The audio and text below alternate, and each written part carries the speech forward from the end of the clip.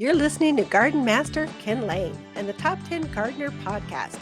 Welcome to the Top 10 Garden Show.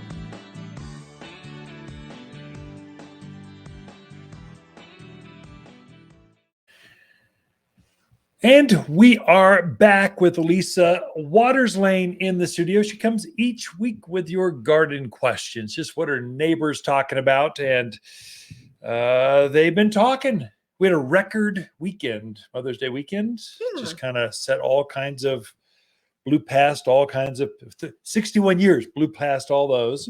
So people were energetic. I think part of that's compressed season. It was cold so long, people waited, and normally they would have planted 2-3 weeks earlier, but they didn't. They planted now, and so we had it compressed. So I would agree. I'll take it either way. Either way, we'll take it. It's nice to see people out gardening, working in their yards. That's exciting. I actually like spring because you get to see all your garden friends coming back. You haven't seen them because it's like snowing and it's just cold outside. Now it's everyone's out. It's kind of, you get to see that community of gardeners. It's very tight knit, fun to see everyone.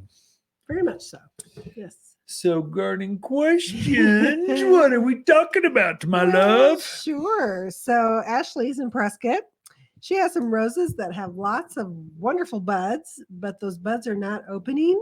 And they look kind of brown on the roses. She wants to know, by golly, what happened? How do they fix it? Make it better. So I mentioned that the previous segment, but basically that was on trees, but they're thrip get into roses as well. And so what happens is where that rosebud comes out, there's a little tiny bug that crawls inside the bud, and they nest. There's more than one. It's like a whole community of thrip. Or no-see-ums are inside the bud. If you were to actually break open that bud, you'd see bugs kind of jumping around inside the bud.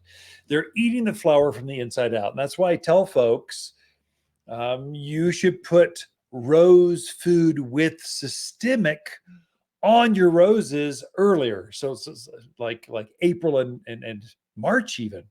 Put it on so the plant will actually absorb this food and with the bug inhibitor inside the actual rosebud. And so that's it's too late now because they're already in the bud. So what do? Pray over your roses. That's all you can do. There's no way to get them. Once they're inside the bud, we can spray them. So I would say spray right now, no question, with triple action. It's a neem oil. It actually will take care of any bugs that are exposed onto the plant itself. So at least you don't have more damage. It's hard to get it inside the bud. Focus inside the buds, on the buds as best you can. It does have a fragrance to it. It's got an odor that insects don't like. So you get a repelling action that'll help keep off the aphids, the thrip that are coming, that will keep coming. And then fertilize with the rose food with systemic. Do it now. So it's better to do it late than never. And then some of those buds won't open. Most, I think, will. And as it opens, that damaged or that brown or black petals, they kind of float to the outside, and the inside will be beautiful.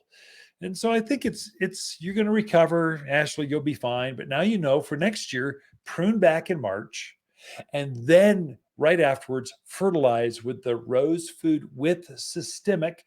And really, you're only doing that early spring because this is when this bug shows up. They don't like summer. Right. They like spring. They like the cool, long days. This is when they thrive. It'll also help you with aphids. Watch out for aphids. They're starting to show up now as well. I've seen mildew showing up too. So powdery mildew's on just the leading indicators. I think the cooler nights and the humidity have started that a little early too. Triple action, Ashley. Come in and get some right away. It'll help you with all three of those: aphids, thrip, and mildew. Yep. Okay. Next question is from Deb in Prescott Valley. She says, my neighbor has a large tree covered in purple blossoms that hang down. What is that tree? It's so Deb. Pretty. Great. So everyone's commenting on them. So they opened up last week. They always open up for Mother's Day. If you want a beautiful shade tree for years and years, for decades of Mother's Days to come, you plant purple robe locusts. That's what that tree is. So there's a big tree out there. at all elevations. They've probably been blooming longer over in the Verde Valley, that side of the hill, the Sedonas, Camp Verdes, those areas. That's purple robe locust. Then over here, this side of the hill, a little bit higher elevation, they just opened a few days ago. And so those are, it's got a wisteria kind of flower that hangs down about 1 foot, 8 inches or so. And the tree is just covered. And it will bloom like that for darn close to a month. And then it's just this beautiful shade tree up to about 35 feet tall, about 20 feet wide. And then locust, anytime you hear the word locust, locust is a great tree for here. So they generally have smaller leaves, so they take our wind. They don't dry out as easily. There's another one that's a companion to that, that's a cousin, called golden locust or honey locust. You're seeing this bright, bright yellow tree right now. That's golden locust. That they go together. So they take the wind, they're drought hardy. Now the golden locust doesn't bloom so much, but the foliage is so stunning that you just go, wow. And it looks really good against the native blues, dark greens, companion planted with aspens, just as a good contrasting plant. Then as we mature, that plant will actually turn green. So it's green through the summer, but the new growth is always gold. For the purple robe locust, it always puts on the flower first, then it leaves. And so you see this dramatic, like it's noticeable when you see it in bloom. You're going, wow, I got to have me one of them. It's pretty fast growing for a locust, right? Oh, very fast. Robe, yeah, very fast. All right, we covered that. I did. I was waiting for you to comment on the accent I use. I got out of my box going, I don't even know where that came from. I'm so used to hearing you do that. I don't know, sir.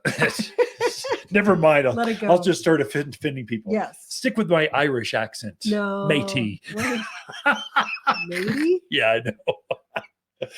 I'm not even going to go there. All right. Jack from Prescott says, you mentioned using different products for great tomatoes, but I didn't write down what you mentioned. And can you cover that again, please? Jack, you gotta take better notes. This is super easy.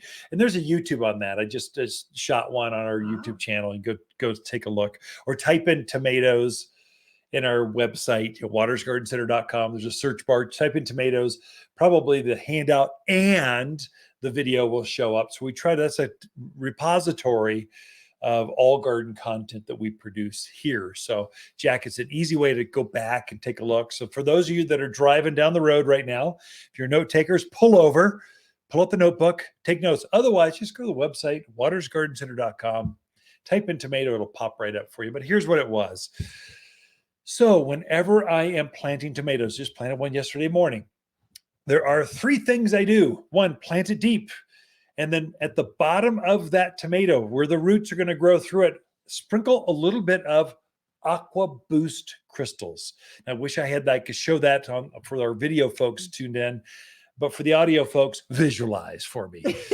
Aqua Boost are polymer crystals that swell up and hold up 200 times their weight in water. This is going to help reduce that cracking skin, thick skins, tough tomatoes, because that's usually it's a water issue between you're watering in the morning, so things are nice and plump, and they dry out during the day, and this fruit just ebbs and flows. It swells and shrinks, and that's what causes that cracking. So Aqua Boost actually bridges or makes it more consistent with its watering, so you don't have that happen.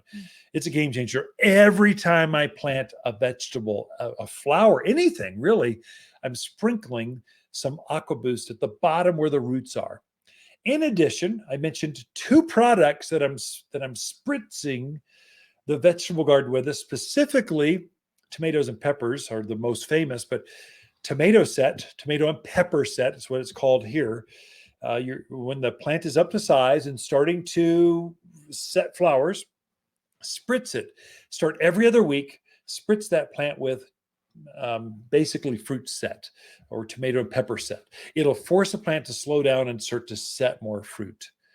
In addition, we're famous for blossom end rot here. And so that where that flower touches the fruit, it will actually rot off. And so that's almost a classic example of calcium deficiency. So there you're spritzing, again, another kind of ready to use spray. You're spritzing the plant with yield booster. Yield. I'm trying to go. What is it? Yeah. Yield booster. So yield booster and blossom set, those two things once a week, just change them off and you will have unbelievable fruit count. Larger fruits, sweeter tasting because calcium brings out the flavor of your vegetables. That's Aqua Boost, Yield Booster, and tomato and pepper set. There you go. Jack, you got it all. Again, check the website. We were out of time like 10 seconds ago. Ken and Lisa Lain, the Mountain Gardeners. Be right back after this. Waters Garden companion plants in May are Vining Akebia, Purple Robe Locust, Prescott Sunshine Geraniums, and Indian Hawthorn. Wind is no problem for this Indian hawthorn. Rose-colored flowers cover this spring bloomer that often repeat blooms in fall. Dark blue berries adorn this compact bush that takes the wind and soaks up the sun like a native. Perfect for low-maintenance gardens with virtually no pruning, ever. Every backyard should have at least one, and only found here at Waters Garden Center in Prescott. You're listening to Ken Lain, aka the Top 10 Gardener. Ken can be found throughout the week in Prescott at Waters Family Garden Center. Listen daily as he answers the top 10 questions of the week, streaming on Apple, Google, Spotify, or wherever you download your podcasts.